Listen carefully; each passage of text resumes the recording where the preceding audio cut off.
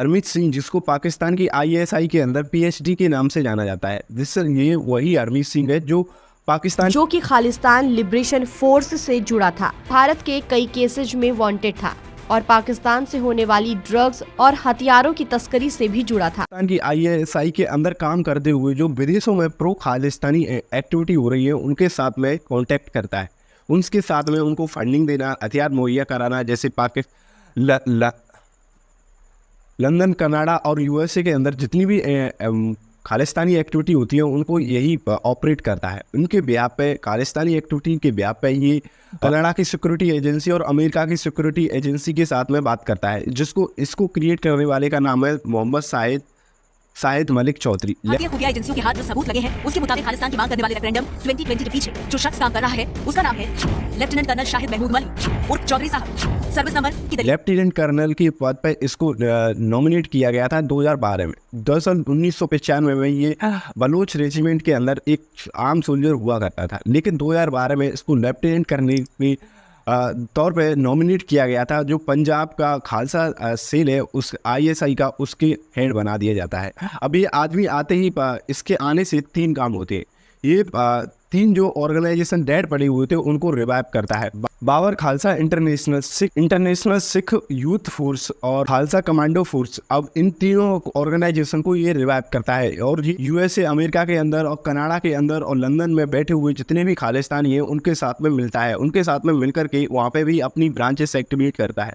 अब इसने शायद चौधरी ने इस तरह का जाल बिछाया था कि इंडिया के खिलाफ में कभी भी यूज करने के लिए इस तरह के ऑर्गेनाइजेशंस का यूज किया जा सके। और ये दोनों मिलकर के इंडिया के अंदर चलाते हैं psychological warfare of disinformation. ये होता है कि किसी भी माइंड में 1984 के सिख राइट्स, सिख दंगों की जो भी क्लिप्स थी लीडर्स की, किसी भी लीडर उन क्लिप को काट काट करके क्लिप को दूसरे सेंटीमेंट से जोड़ करके और रोज डेली सोशल मीडिया पे कैंपेन चलाते हैं ताकि ज़्यादा से ज़्यादा लोगों को खालसा के प्रति, खालसा कंट्री के प्रति उनको झुकाव उनके अपने समर्थन में लिया जा सके। अब आपको ये जान करके ताज्जुब होगा कि ये खालसा कंट्री की बात तभी खालिस्तान देश की मांग ये तभी करते हैं जब इंडिया में कुछ बड़ा होने वाला होता है। दरअसल 1900 की जभी में 90 के 10 में जो एडवर्सरीज हुई है उनका ये फायदा। जरनैल सिंह भिंडरावाला ने पंजाब को खालिस्तान बनाने की मांग उठाई थी।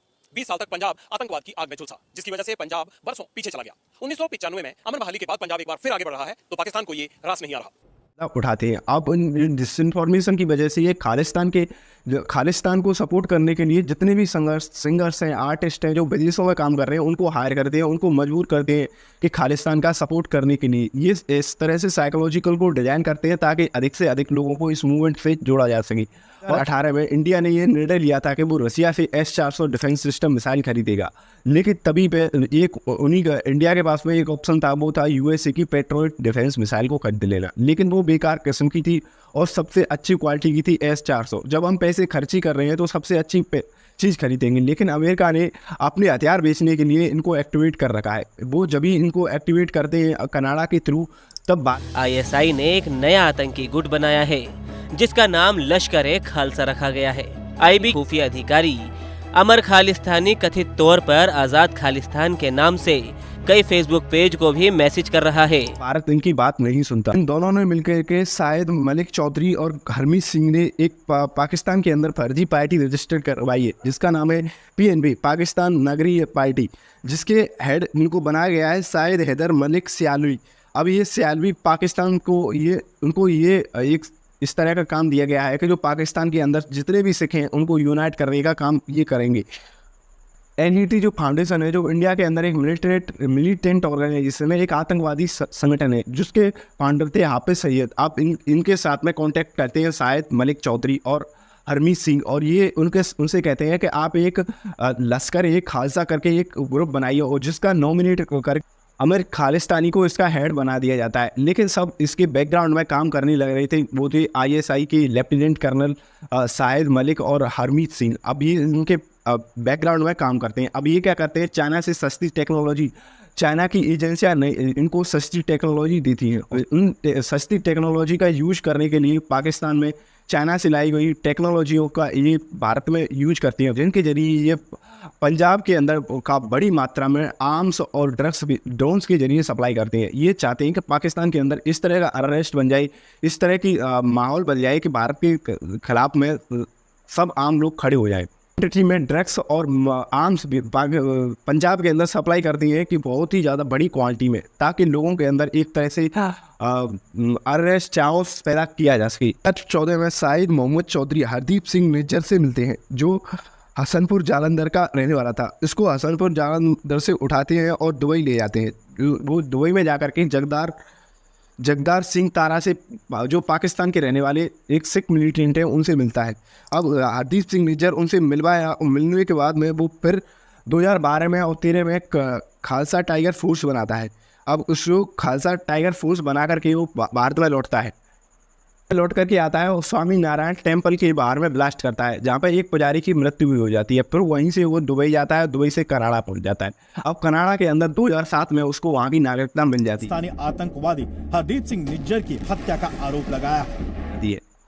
कनाडा के अंदर ये सारे ग्रुप्स मिलकर के जो बैकग्राउंड में रन होने लग रहे थे, ISI के अंदर जितने भी एजेंट काम करने लग रहे थे, उसको हरदीप सिंह निज्जर को कनाडा के अंदर एक गुरुद्वारा प्रबंधन कमेटी का हेड बनवा देते हैं। और ये सारे हेड मिल करके इसको लोगों के अंदर जो इंडियन डायस्पोरा कनाडा के अंदर रह रहा है, उनको भड़काने के लिए रोज डेली हरदीप सिंह निज्जर का इस्तेमाल करते हैं। हरदीप सिंह निज्जर को अभी 2-3 महीने पहले शूट आउट कर दिया गया था किसी गैंग के जरिए, किसी भी, जिस पे ये कनाडा के प्राइम मिनिस्टर ने ये आरोप लगाया है कि इसमें भारत की साजिश हो सकती है। India Canada has declared its deep concerns to the top intelligence and security officials of the Indian government. Last week at the G20, I brought them personally and directly to Prime Minister Modi in no uncertain terms.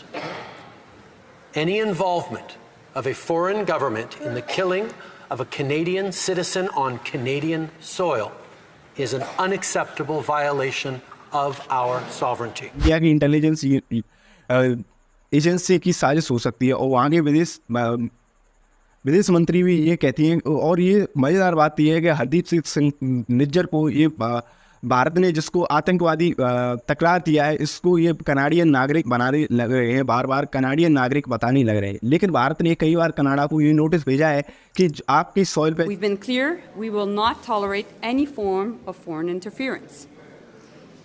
Since this was brought to our attention, we've been guided by 3 principles.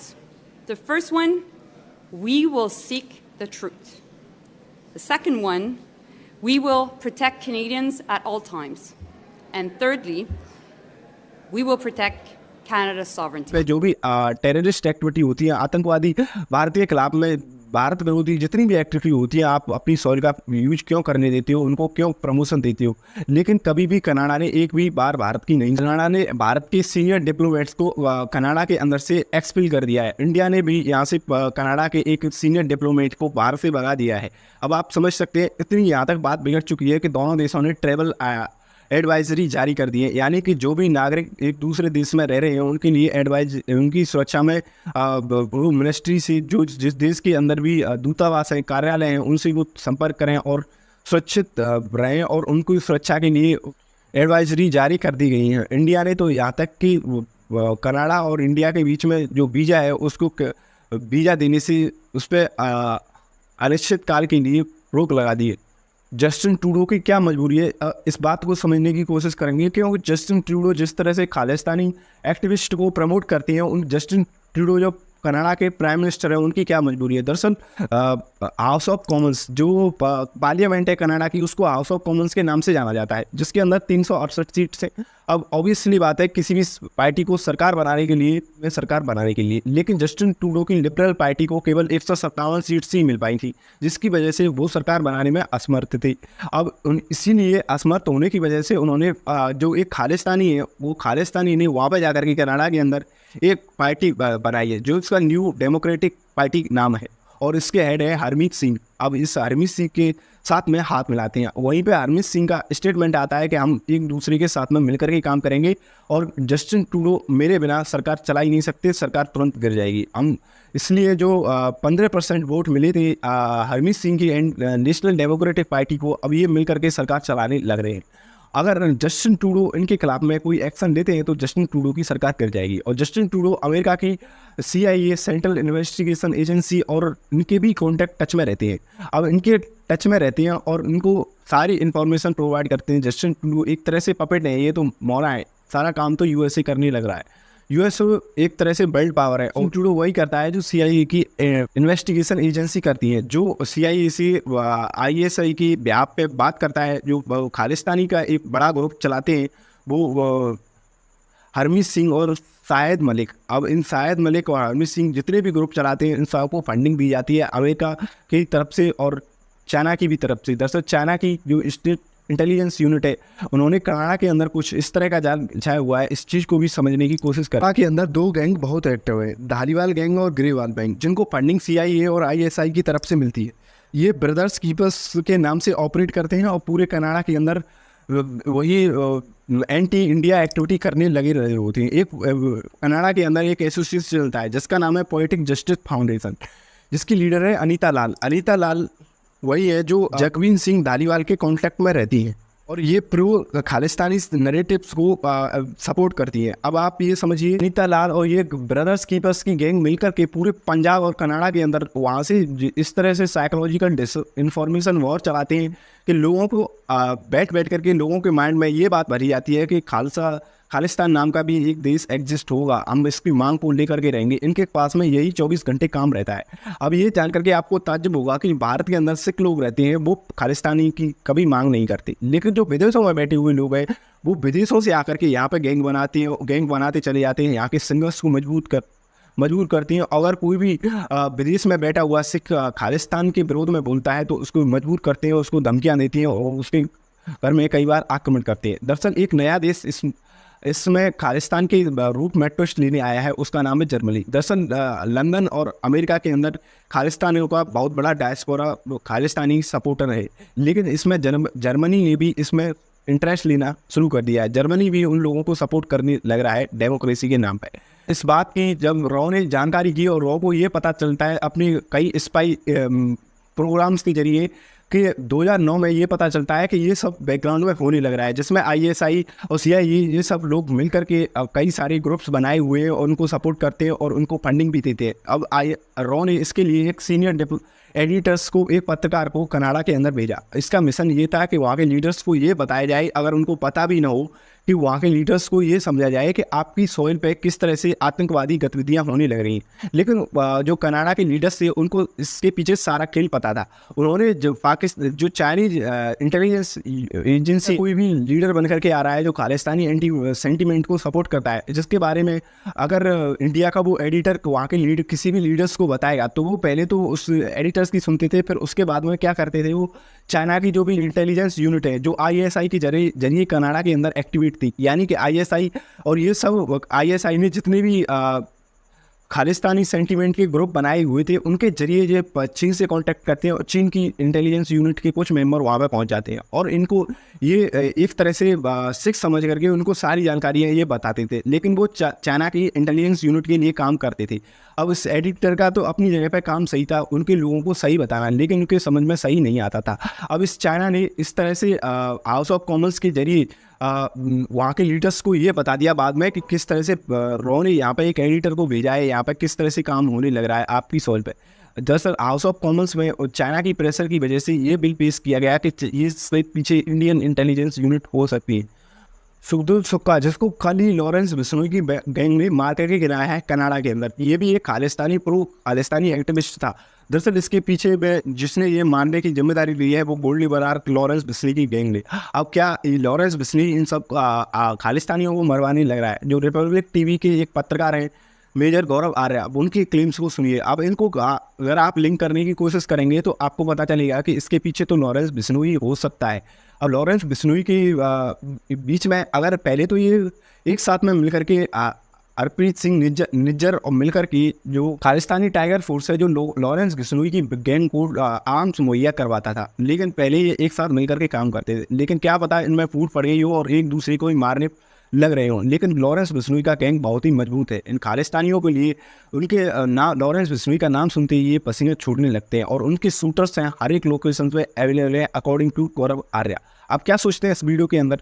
Video के लिए और खालिस्तानियों के लिए इस comment section में तो बता ही सकते हैं।